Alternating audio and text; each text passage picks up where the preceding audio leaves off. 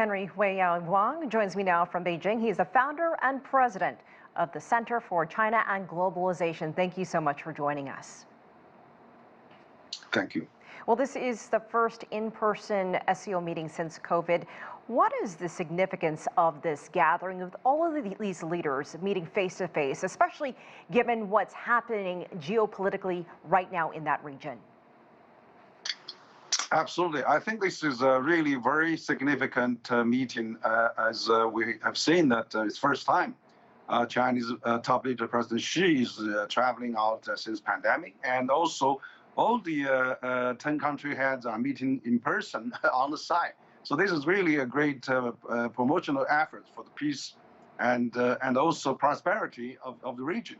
And I think you know that Shanghai Cooperation started about 2001. Now it has a quarter of the land of the world and almost half of the global population. So it's a very significant economically, infrastructure, Silk Roads, and climate change, and all the corporations. Of course, there's initially there was designed to anti-terrorist, extremist, and I think also security play some part important role there too, to secure the peace and stability in the region as well. So I think it's great that we have this regional multilateralism still in the shaping, and of course all the leaders will get together for the first time for the last 2 or 3 years to really review the issues and look at what's going on, and also how to cope with this complex, challenging world. SCO members don't like to compare itself to NATO. Rather, it's a regional security grouping. It started as security that focuses inside the group. But you mentioned the bilateral and the economic piece of this. Explain for our international audience how it grew from its roots as a security grouping into what it is now and what they're really working towards in the future.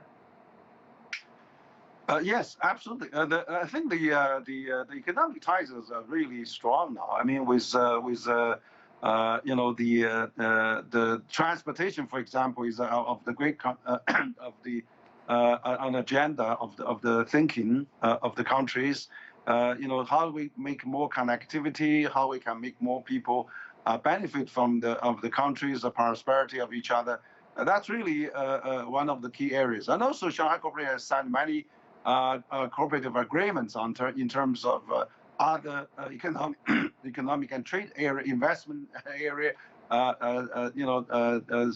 and also, of course, the digital economy and all those things that are really great for the countries to work in this part of the world. And also, I mean, the many SCO countries are really inland countries. There's no sea exit. So China and other countries provide a lot of access for the international, access to the sea, to the shipping, and to export, import. So this is very important that they get together and find out how they can strengthen the economic cooperation. Henry, and of course, Henry, I hate to interrupt. We have about 30 seconds left, but I want to ask you about Afghanistan and how the SCO views this country now that the United States is out and the Taliban is now in the charge.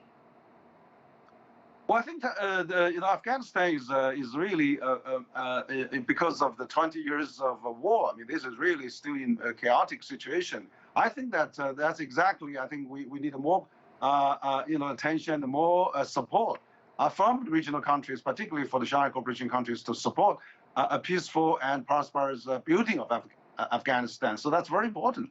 That could be one of the future objectives, to really how to help Afghanistan get out of this dilemma, and also going forward to a peaceful and secured country in the region. So that's very important. I think that would be certainly in the minds of countries in this region. Yes, a big day ahead there for SCO. Henry Huiyao Wang, thank you so much for joining us from Beijing. Thank you.